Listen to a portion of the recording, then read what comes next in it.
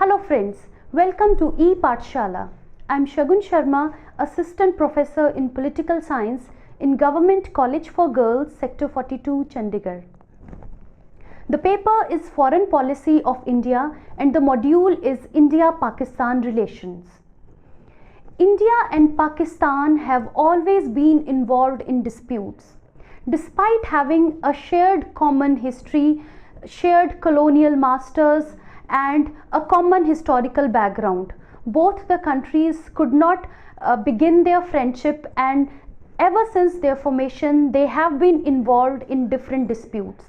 The first and foremost among them is the Kashmir dispute. Kashmir is now a political problem between both the countries, and if this dispute is not resolved, India and Pakistan cannot maintain good relations. Moreover, both the countries are also involved in dispute regarding the share of river waters. However, both the countries have continuously been in a phase of Cold War, and the periods of peace and detente have been very much less. This module will apprise the readers with the complexities of India-Pakistan relations. Since their independence, both the nations are trapped in the vicious circle of competition, conflict and war. The period of peace between them has been only for a temporary phase and full of suspicion and doubts. This module will inquire the reasons responsible for their strained relations. Various stages of their relations have been discussed in it. All the treaties and agreements signed by both the countries have also been discussed. Various stages of relations. The situation of their relation can be evaluated properly only after the in-depth analysis of their relations since 1947. This analysis can be understood through the changes under 5 stages, which are as follows: partition and initial separation, strained relations, era of detente, era of turmoil, new beginning but tragic end, and new initiatives but status quo. Partition and initial separation. Generally, India and Pakistan should have been friends, as both got independence from British Empire at the same time. But this did not happen. During the partition, the process of escaping of Muslims from India to Pakistan and coming of Hindus and Sikhs from Pakistan caused the massacre, which led to the feeling of hatred and friction between both the countries. There were so many important issues related to partition which were still unresolved. The approach both adopted in the early years to solve these disputes caused the conflict between them rather than friendship. The following were the main reasons responsible for bitter relations: contemporary problems caused by partition, taking care of minorities, problems of water distribution of Indus River, boundary disputes and incidents on boundaries, dispute regarding the property of displaced, Kashmir dispute.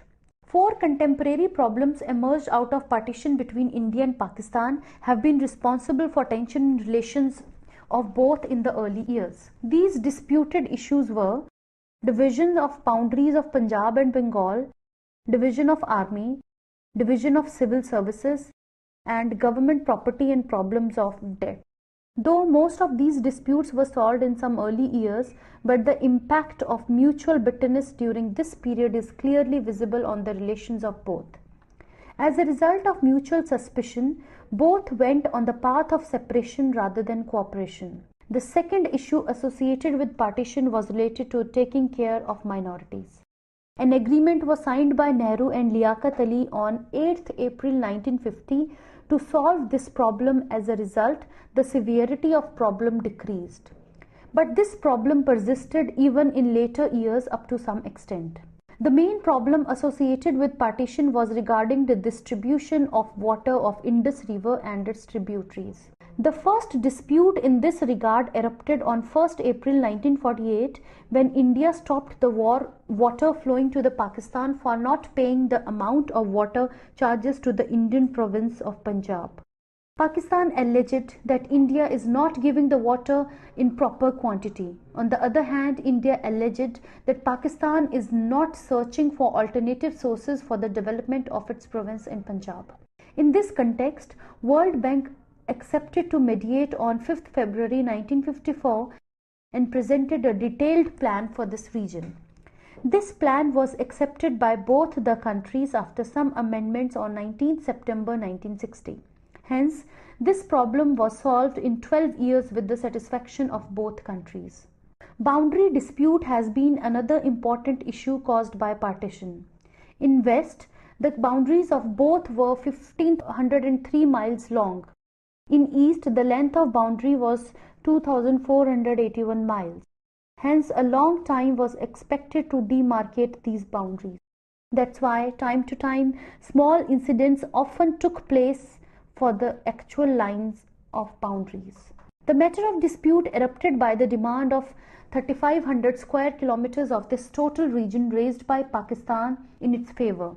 It couldn't be solved soon. This matter was solved after the 2 decades through the UN arbitration on 19 February 1968. Accordingly, the region of 350 square miles was given to Pakistan. The most important and disputed issue between both the countries is Kashmir, which is still a cause of hatred and detestation between the both. Since then, many efforts have been made by both the countries in this direction to solve the dispute, but Kashmir dispute has become a permanent hurdle in the improvement of relations of both the countries. Followings have been the features of their relations in this stage. Both lacked cooperative relations. The relations of both have been full of sourness, suspicion and mistrust, and sometimes reached to the point of fight or conflict. As a result of legacy of partition, both have adopted secularism and religious fanaticism in their internal systems. This process remained limited not only to their internal level, but emerged as the determining factors of their foreign policies. To compensate the deficiencies caused by the above reasons, both have adopted contrary foreign policies. They became not only antagonists to each other, but trapped into the politics of Cold War also. Both were pressurized to spend unnecessarily on defense resources due to the bilateral and international competition.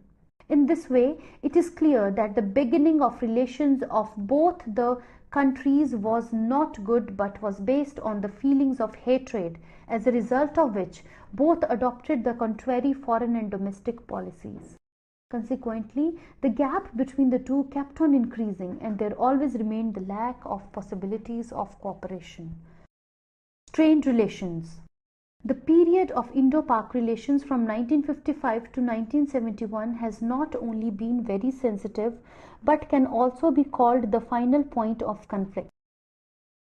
As a result, both fought 2 severe wars with each other. The followings were the reasons of development of fissure between the two. The first cause of conflicted relations between the two was acquiring of weapons and getting membership of various military organizations by Pakistan. The second reason is the policies and approaches of Pakistan towards China. During this period, 5,180 square kilometer area of Pak occupied Kashmir was handed over to China by Pakistan through an agreement in 1963. Indo-Pak War of 1965 was the third main reason of hatred relations between the two. The defeat of India by China in 1962 has been taken as a weakness by Pakistan. One more reason of tension between the relations of both has been the civil war in Pakistan and Indo-Soviet friendship. Beside this, the situation of civil war erupted in East Pakistan due to its internal incidents. India recognized Bangladesh as an independent nation on 6th December. Consequently, Pakistan terminated its all diplomatic relations with India.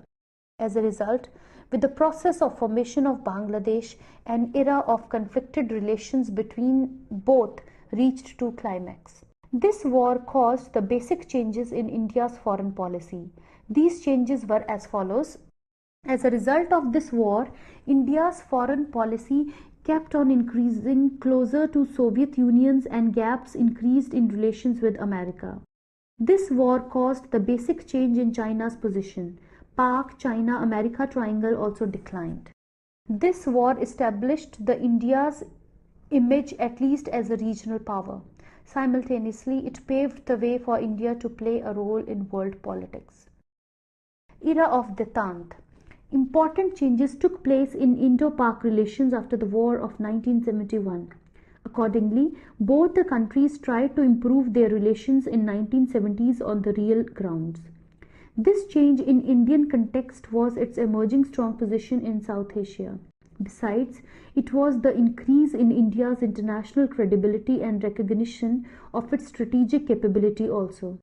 It also demonstrates the Indian diplomacy, particularly supremacy and competence of its leadership. India stressed on improving the relations as per its long-standing policy to the establishment of regional and international peace. Keeping in view the above changed circumstances, Bhutto took initiative to talk with India. Consequently, Bhutto and Indira Gandhi signed Shimla Agreement on 3rd July 1972, through which a new chapter began between both the countries. Era of turmoil. The period of 1980 to 1991 has been of turmoil in relations of both the countries.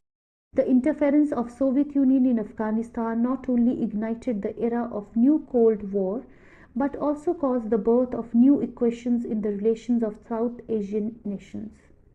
The relations of both got tense again.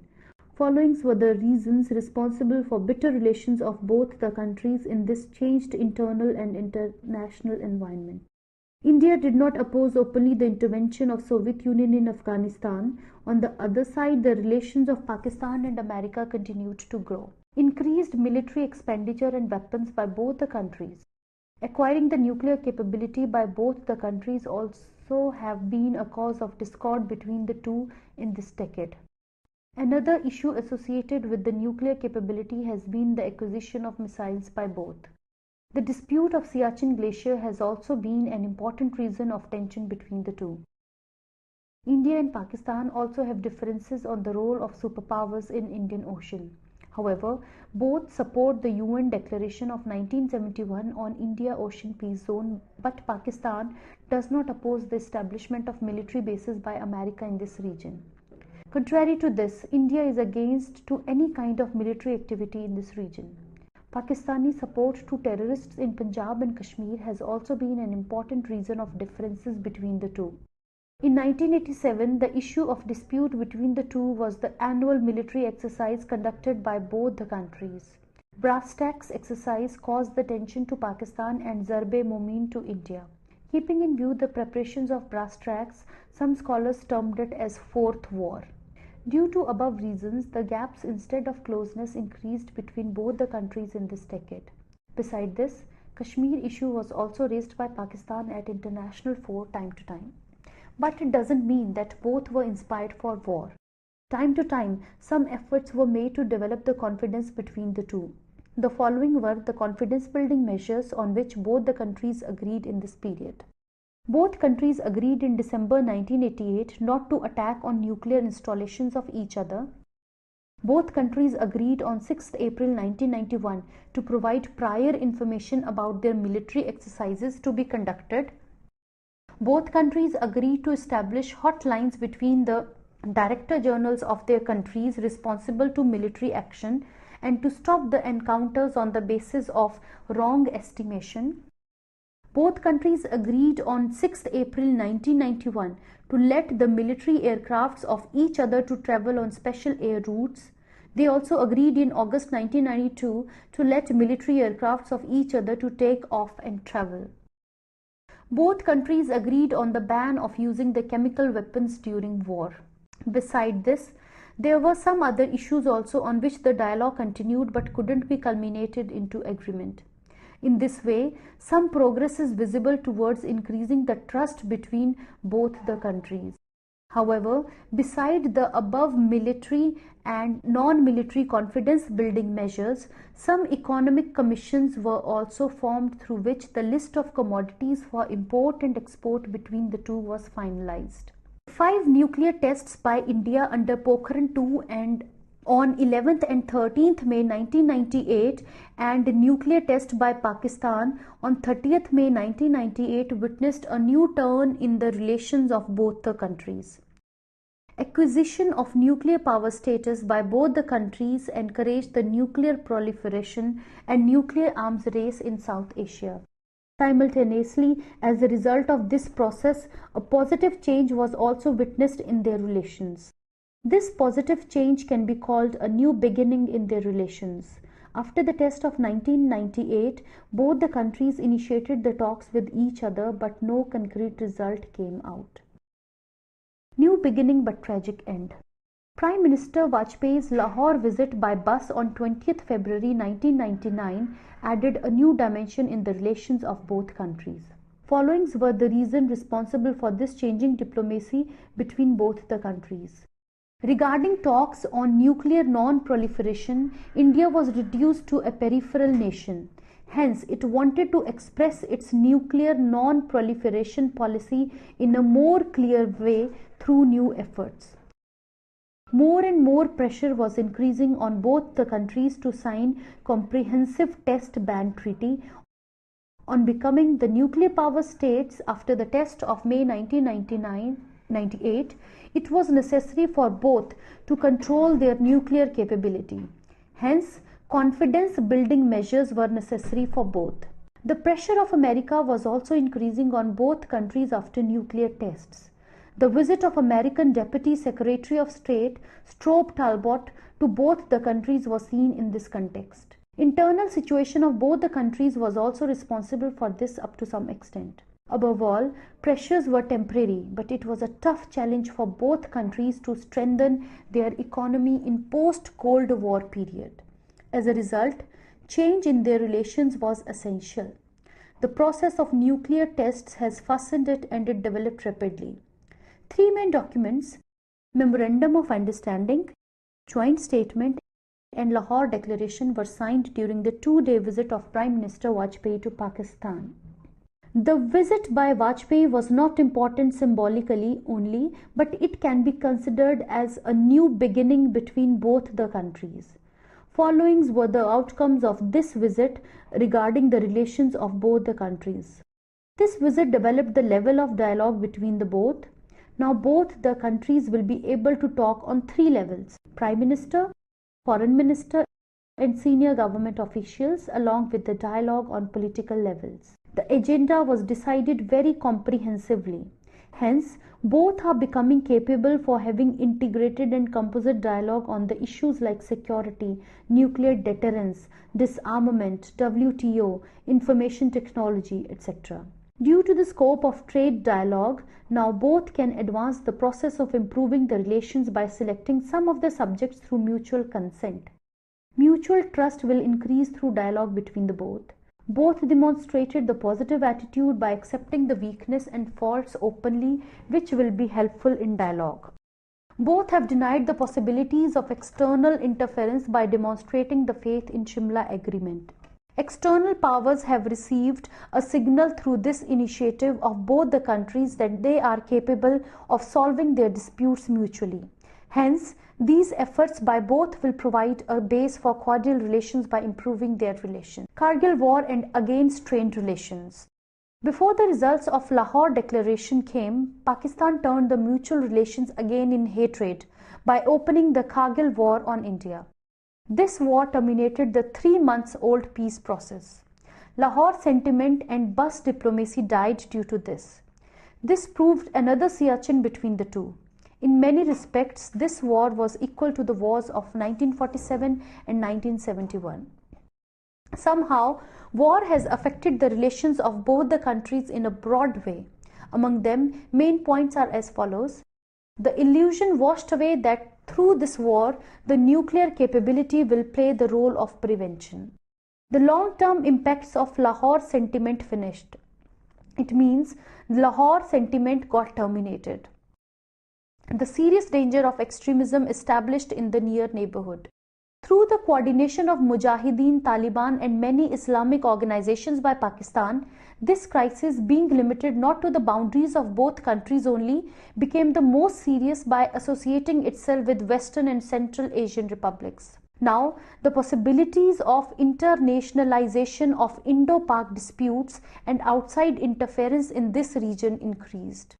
This war caused an end to all the initiatives to increase confidence-building measures established in Indo-Pak relations from last some years.